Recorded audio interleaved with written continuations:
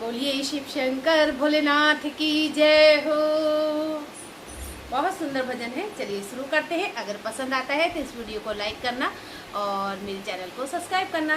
राधे राधे। चलिए शुरू करते हैं और कहेंगे क्या कि हम हाथ उठा कर कहते हैं हम हो गए डमरू वाले के। हम हाथ उठा कर कहते हैं हम हो गए डमरू वाले के। बोलिए शिव शंकर भोलेनाथ की जय हो। हमें हाथ उठाकर कहते हैं हम हो गए डमरू वाले के। हम हो गए डमरू वाले के। हम हो गए डमरू वाले के। हमें ताली बजाकर कहते हैं हम हो गए डमरू वाले के। हमें ताली बजाकर कहते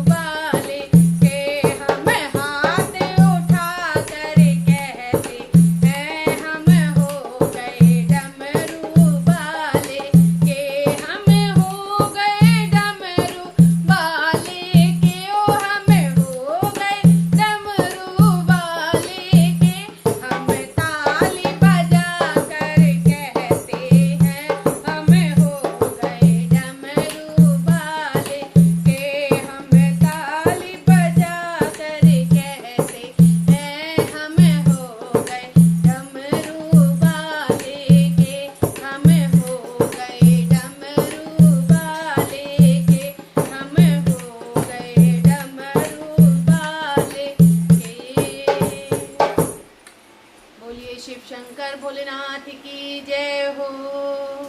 ये भजन आपको कैसा लगा कमेंट्स करके जो बताना। राधे राधे।